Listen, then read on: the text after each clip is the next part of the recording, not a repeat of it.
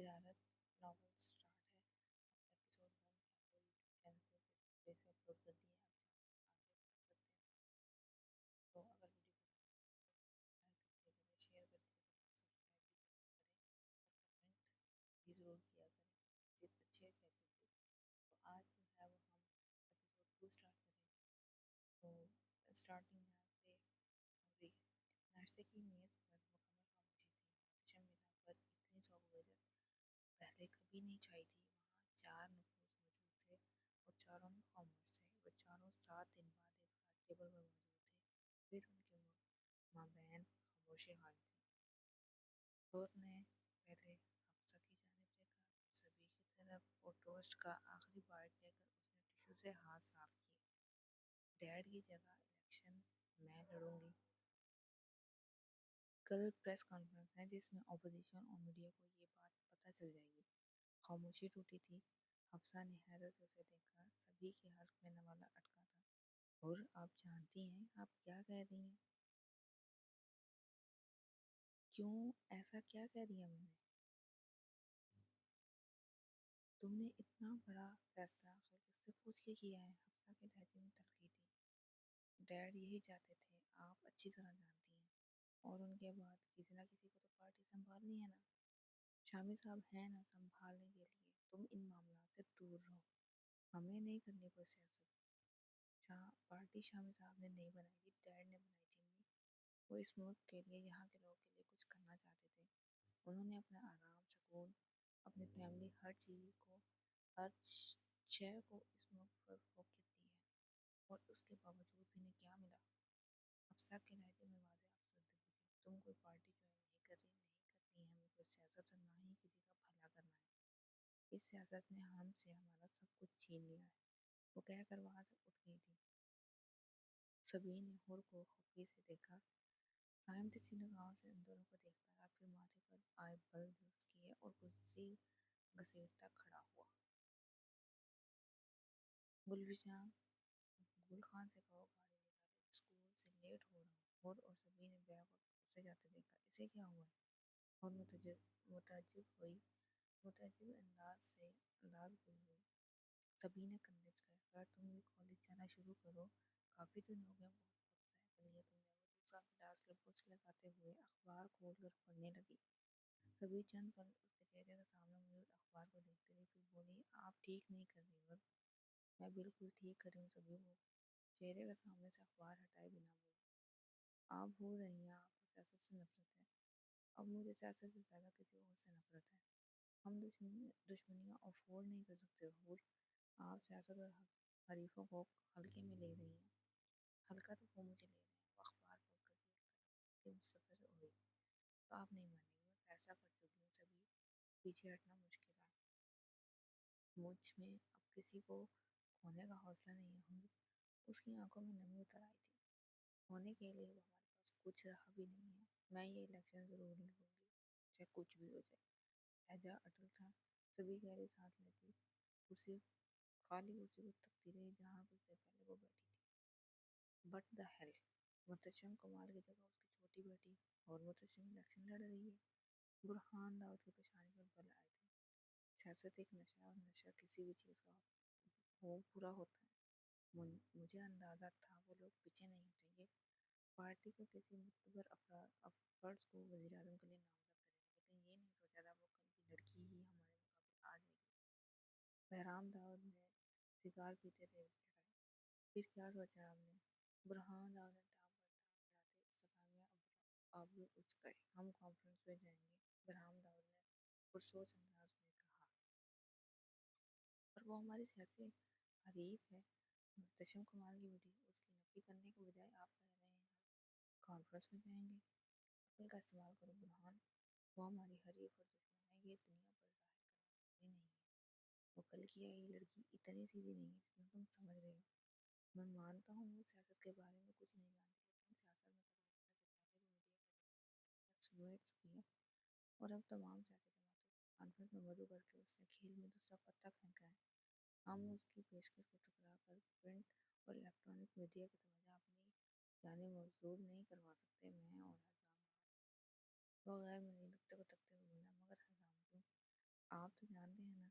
ہاں میں سب جانتا ہوں، وہ بھی جو تم ابھی نہیں جانتے، بہرام روڈ کے کالر کو جھاڑا برہان داؤد نے سمجھ کر دیکھا۔ اب آپ کیسی ہیں؟ کھانا کھایا کہ نہیں؟ بستر پر وجود لیٹا وجود ساکت تھا۔ اچھا، نظریں اٹھا کر میری طرف دیکھیں اور بتائیں میں کیسا لگ رہا ہوں۔ ساکت کی دونوں نگاہوں کو ذرا سی چمک تھی مگر لب خاموش رہے۔ اچھا لگ رہا ہوں نا؟ اس نے ابرو جھکا کر کوٹ کالر درست کیا۔ ابھی جا رہا ہوں، ایک بہت ضروری کام ہے، واپس آ کے آپ سے بہت سی باتیں کرنی اور کچھ دکھانا بھی ہے، یقین آپ کو پسند آئے گا۔ اس نے جھک کر اس کی پیشانی پر بوسہ دیا اور کمرے سے نکل گیا۔ آج کی کانفرنس میں آپ کے ساتھ میں کیوں نہیں جا رہا؟ کیا آپ وضاحت کرنا پسند کریں گے؟ کیونکہ حزام میرے ساتھ ہے، اس کا جانا ضروری ہے تمہارا۔ قیمتی پرفیوم کے اوپر سپرے کرتے ہوئے انہوں نے گردن گھما کر کہا۔ آپ کرنا کیا چاہ رہے ہیں بابا جان؟ کل تک تو چیئرمین کے لیے میرا نام دینا چاہتے تھے، اس لیے کیونکہ کل تک میرے پاس کوئی دوسرا آپشن موجود نہیں تھا، مگر آج ہے بہرام داؤد۔ اس کی آنکھوں میں دیکھ کر مستبصر ہوئے۔ یعنی آپ کو لگتا ہے حزام مجھ سے بہتر ہے؟ مجھے یقین ہے، انہوں نے جب سے زور دیا۔ آپ ہمیشہ کی طرح اسے مجھ پر فوقیت دے رہے ہیں، برہان داؤد شکوہ کرنا تھا۔ ہاں دے رہا ہوں، کیونکہ اس کا عہد ہے، اور تم ملک کیا سمجھا دو گے؟ تم سے تو اپنی بیوی تک نہیں سنبھالے گا بابا جان۔ آپ میری نجی زندگی اور سب کچھ الگ الگ رکھیں تو بہتر ہوگا۔ برہان داؤد نے دبا دبا احتجاج کیا۔ کیا کرنا اور کیا کرنا ہے مجھے مت سکھاؤ برہان۔ وہ درست لہجے میں آگے بڑھے، کہتے آگے بڑھے اور پھر رک کر برہان داؤد کی جانب دیکھا۔ کانفرنس میں آنے کی حماقت مت کرنا، فیصلہ ہو گیا، تم جانتے ہو میرا کہاں پر خرچہ لگی ہے۔ حزام از دی بیسٹ آپشن، انہوں نے تنبیہ کرتے اسے جتایا۔ برہان داؤد نے سختی سے لب کھینچے۔ سیاہ رنگ کی لیموزین میں براجمان دو نفروں کی شخصیت اور شوق ایک جیسے تھے۔ مہنگی برانڈڈ کارز، بیش قیمتی جملات سے سپر، سب ایک ساتھ سوائے ایک شے کے۔ حزام داؤد کو نگاہوں سے باتیں کرنے کا شوق تھا، جبکہ بہرام داؤد کو نگاہوں کی زبان سے ملبوس خاطر سے۔ شیشے سے باہر دیکھتے اس نے کلائی پر چمکتی گھڑی کے ڈائل پر ہاتھ پھیرا، ان کے لبوں پر مالی خرچ تبسم بکھرا۔ 4 دن میں لڑکی کہاں سے پیدا ہو گئی جس کا کل تک کوئی نام و نشان ہی نہیں تھا؟ وہ استفہامیہ ہوئی نگاہوں سے بہرام داؤد کی جانب دیکھتا مخاطب تھا۔ محتشم کمال کی چھوٹی بیٹی ہے، یہ کہہ کر خنقا بڑھا، پھر توقف کے بعد گویا ہوئے۔ میڈیا اور خبروں سے کھار کھاتی ہے، سیاست اس کی ناپسندیدہ چیزوں کی فہرست میں پہلے نمبر پر تھا۔ اس کا ایک مخصوص حلقہ بابا جن سے وہ ملنا اور بات کرنا پسند کرتی ہے، انجان لوگوں سے دور رہتی ہے۔ اس کی محبوب ترین ہستی میں سر فہرست شہری ہے اور اس کا اسٹال لیو ہے۔ محتشم کمال کے انتقال کے 3 ماہ قبل نیو یارک سے واپس آئی ہے، اس سے زیادہ اس کے بارے میں کوئی نہیں جانتا۔ یہ چیری کون ہے؟ سیٹ کی کرسی سے ٹیک لگاتے ہوئے اس نے پوچھا۔ لگتا ہے کوئی قریبی دوست ہو، کلاس فیلو یا کوئی عزیز؟ بہرام داؤد نے کندھے اچکائے۔ تمام سیاسی حریفوں کو مدعو کر کے پریس کانفرنس کے اہتمام کے پیچھے اس کا کیا مقصد ہو سکتا ہے؟ آپ کو کیا لگتا ہے؟ مجھے لگتا ہے وہ محتشم کمال کی جگہ الیکشن لڑنا چاہتی ہے۔ بہرام داؤد کی بات پر مخالف کھڑے ہوئے پر طنزیہ مسکراہٹ بکھری۔ 3 ماہ قبل پاکستان آئی لڑکی جسے سیاست میں کوئی دلچسپی نہیں ہے، وہ ہمارے مقابل آئے گی؟ انٹرسٹنگ۔ تمہیں یہ سب مذاق لگ رہا ہے؟ انہوں نے گردن ذرا سی ٹیڑھی کی۔ جانتے ہو نا ہمارے لیے سیاست کس قدر اہم ہے، اور تمہیں اگلا وزیر اعظم منتخب ہونا ہے۔ بہرام داؤد نے یاد کروایا۔ حزام داؤد کے لب ہنے، نگاہیں بھی مسکرائی تھیں۔ دایاں بازو گھٹنے پر ٹکاتے وہ ذرا سا آگے ہوا۔ مسکراہٹ یکدم غائب ہوئی تھی، چہرے پر سنجیدگی چھائی اور نگاہوں میں خاموشی۔ چند لمحے ان کی نگاہوں میں دیکھتے رہنے کے بعد وہ سر جھٹک کر سیدھا ہوا۔ کیا؟ بہرام داؤد نے ذرا سا دیکھا۔ بھورے بالوں پر ہاتھ پھیرتا وہ ایک بار پھر مسکرایا تھا، انداز ایسا تھا جیسے کہہ رہا ہو کیا آپ سمجھے نہیں؟ بہرام داؤد نے سانس کھینچ کر گردن موڑی۔ ہال کے باہر مختلف نیوز چینلز نے اسے گھیر رکھا تھا۔ شامی تاریخ میں فیصلہ کوئی خراب راستے کی طرف اور محتشم آپ نے یہ کانفرنس کیوں بلائی ہے؟ کیا آپ کو بھی لگتا ہے کہ محتشم کمال کی موت ایک حادثہ نہیں بلکہ سازش تھی؟ ایک نیوز رپورٹر نے سوال کیا۔ جواب میں اس نے اپنے سن گلاسز سار کو پیشانی پر ذرا اٹکائے۔ صحافی آپ ہیں، خبریں دینا آپ کا کام ہے، میرا نہیں۔ اس کے جواب پر وہ شرمندہ سا ہوا۔ میم عوام کا کہنا ہے کہ آپ کے والد سے زیادہ سیاست، شہرت اور کرسی سے محبت اس لیے ان کی وفات کے محض ایک ہفتہ بعد آپ نے کانفرنس منعقد کروائی۔ دوسرے صحافی نے چوٹ کی، اس کا جواب عوام جاننا چاہتی ہے یا آپ؟ اس نے چوٹ پہ چوٹ کی۔ اس سے قبل صحافی کا ہجوم مجھ سے مزید سوال کرتا۔ شامی صاحب نے مہذب انداز سے نومر کو دے کر جان چھڑوانے کی کوشش کی۔ حکم سیاد احمد کے رکھتے ہی سارا ہجوم دوسری طرف بھاگا تھا۔ مسٹر حزام داؤد، اور متسم کے بارے میں آپ کیا کہنا چاہیں گے؟ کیا وہ اس بار آپ کے مخالف الیکشن لڑیں گے؟ اور متسم کے آگے بڑھتے قدم حزام داؤد کے نام پر ثابت ہو گئے۔ صحافیوں کے سوال پس منظر کا حصہ ہوئے تھے۔ حزام داؤد ایک ہی نام اس کے سماعتوں سے بار بار ٹکرا رہا تھا، یوں جیسے وہ کسی ویرانے میں پناہ کھڑی اس نام کو سن رہی ہو اور نام کی پکار پلٹ کر اس کی سماعتوں سے ٹکرا رہی ہو۔ کئی لمحے گزر جانے کے بعد اندر چلے اسے ساکت دیکھ کر احتشام ملک عرف شامی صاحب پکارا تھا۔ اس کا جی چاہا وہ پلٹ کر ایک بار حزام داؤد کو دیکھ لے، مگر وہ نہیں پلٹی۔ بے اختیار اس کی نگاہیں اس کی کلائی پر چمکتے بریسلٹ پر گئی پھر یکدم گردن سیدھی ہوئی۔ ناک کی سیدھ میں دیکھتی نفیس سیدھی سفید ہیل سے متھن جھک کر اس کے بیٹے اندر کی جانب چل دی۔ وہ خود متصدی جذبات پر حاوی ہونے والی، پل بھر میں تاثرات کو بدلنے والی، لوگوں کی آنکھیں اور انہیں پوشیدہ راز پڑھ لینے والی، آمنے سامنے رکھی سفید چادروں سے پوشیدہ میزوں کے ایک دوسرے کے سامنے تھے، ایک دوسرے کے حریف تھے، ایک دوسرے سے انجان تھے، ایک دوسرے سے سخت نفرت کرنے والے، وہ دونوں ساتھ، مگر وہ اس کے باوجود دونوں ایک دوسرے کو دیکھنے کی صحیح نیت تھی۔ کچھ کھیل انسان کھیلتے ہیں، کچھ کھیل قسمت انسانوں کے ساتھ۔ بعض لمحے زندگی کو ضرورت اور مجسم کو وہاں نہیں ہونا تھا، مگر وہ وہاں تھی، زندگی اسے وہاں کھینچ لے آئی تھی۔ پریس کانفرنس شروع ہوئی تھی۔ بہرام داؤد نے سرکار سلگایا تھا، احتشام ملک نے کوٹ پلٹ درست کیے، حزام داؤد نے پرسکون انداز میں کونی پر ٹکا کر تھوڑی کو عصبی سے انگلیوں کی پھولوں سے چھوا تھا، اور مجسم نے دونوں ہاتھ ایک دوسرے میں پرویس کیے تھے۔ کانفرنس کا آغاز اور مجسم صاحبہ سے ہوگا، جن کے کہنے پر آج یہاں موجود ہیں۔ میڈم، احتشام صاحب کے مطابق آپ سیاست میں داخل ہونے کے لیے ذہنی طور پر تیار ہیں، اور اس مقصد کے لیے آپ رہنما عمل بھی ترتیب دے چکی ہیں، کیا ان کا یہ بیان درست ہے؟ کانفرنس کا آغاز صحافی کے پہلے سوال سے ہوا تھا۔ کیمروں کا رخ متعارف براجمان اور متسم کی جانب ہوا۔ بالکل صحیح سنا آپ نے، مگر سننے میں آیا کہ آپ کو سیاست سے لگاؤ نہیں ہے۔ آپ کے اور متسم کمال کے مابین سیاست کو لے کر سرگرما کرنی ہوتی تھی، اور آپ ان کو ہمیشہ سیاست چھوڑنے کو کہتے تھے۔ وہ بھی آپ سے خائف رہتے تھے، اس لیے آپ گھر چھوڑ کر نیو یارک چلی گئیں۔ کیا یہ بھی سچ ہے؟ صحیح سنا، لیکن لگتا ہے پورا ہوم ورک نہیں کیا آپ نے۔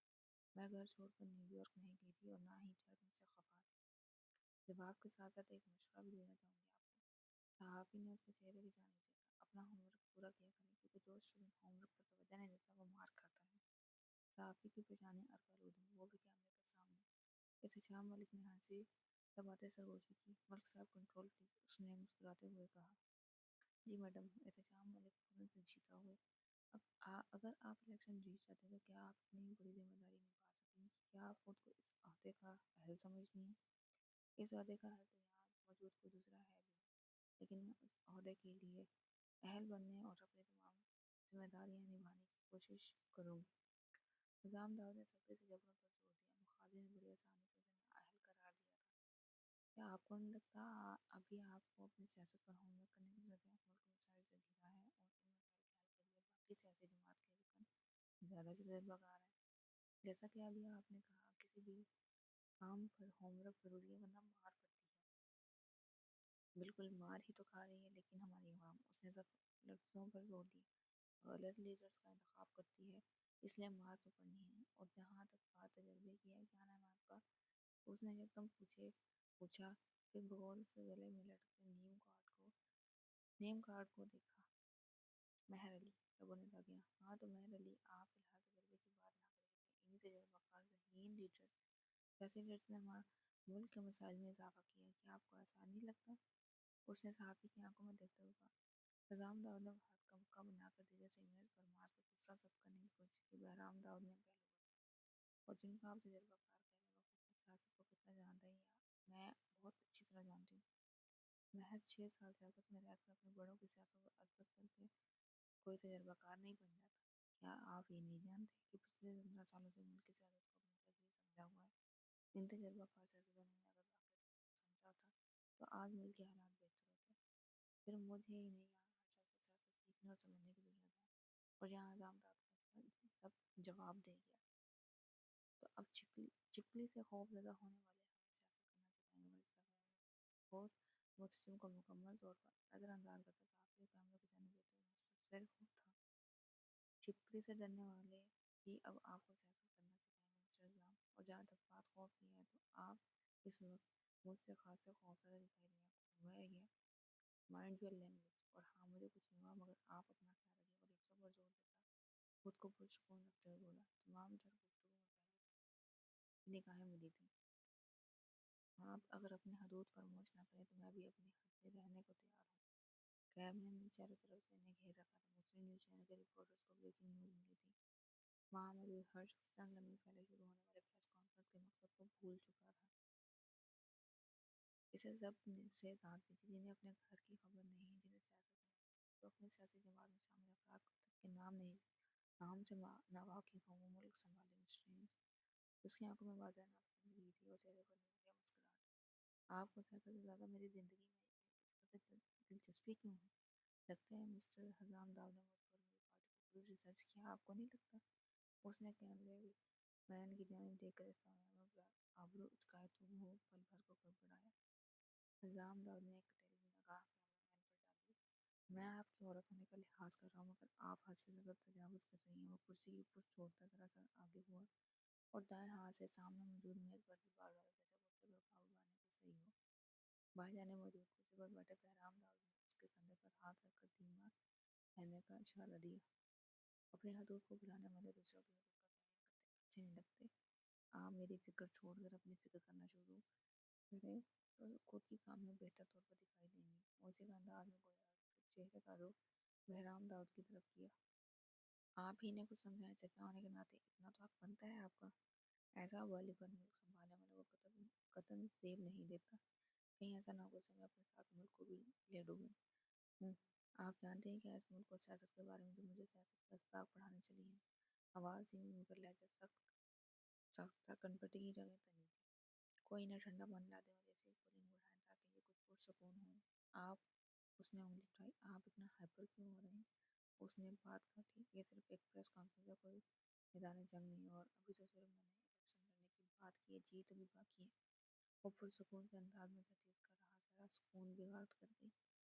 احتشام ملک اس کے قریب آ کر سر پوچھی کہ میڈم ہاتھ ہلکا رکھیں پلیز، آپ پہلی بار میڈیا کے سامنے ہیں، اب ہم پہلی بار آپ کو دیکھ رہے تھے کہ حزام سیر و سیاست دان نہیں، موسٹ فیور پرسن بھی۔ وہ ہمہ وقت خبروں کی زینت بنا رہتا ہے، اس کا اسٹائل، اس کی ڈریسنگ لوگ کاپی کرتے ہیں۔ اس کی اور کیمرے کی آپس میں بہت بنتی ہے۔ وہ پہلا سیاستدان جس کی مسکراہٹ پر لوگ برستے ہیں، عوام اس کے لیے جان دینے کو تیار ہے۔ عوام یا لڑکیاں؟ انہوں نے اسی انداز میں سرگوشی کی۔ احتشام ملک نے گردن سیدھی کر کے پیشانی سلائی۔ ایک ہی بات ہے، ایک ہی بات نہیں ہے شام پر۔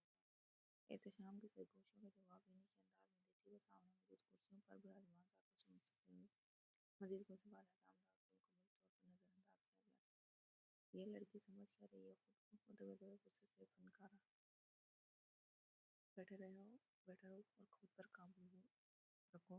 مقبول بھی اس قدر نیچے چڑھنے لگا تو بہرام داؤد نے اس کے کندھے پر دباؤ ڈالا، ٹال کر بیٹھنے کا اشارہ کیا۔ میڈیا کے سامنے اپنی سمت کریٹ مت کرو، تمہیں محتاط رہنا ہے، ایسا کچھ نہیں کرنا جس سے تمہاری امیج اور ہماری پارٹی کی ساکھ خراب ہو۔ ہم الیکشن کے اتنے قریب اس طرح کی حماقت افورڈ نہیں کر سکتے۔ اور یہ لڑکی، اس نے سر کو ذرا سا خم دے کر کہا، اس کے بارے میں ہم پھر بات کریں گے۔ وہ مسکراتے ہوئے کیمرے کو پوز دیتے ہوئے بولے۔ تو یہ تھی آج کی ایپیسوڈ نمبر 2۔ ایپیسوڈ نمبر 1 جو ہے وہ اپلوڈ کر دی گئی ہے، اور امید ہے آپ کو ایپیسوڈ 1 بھی جو ہے وہ پسند آئی ہوگی۔ پسند آئی ہو تو لائک کریں، شیئر کریں، سبسکرائب کریں، بیل آئیکن کے بٹن کو ضرور پریس کریں۔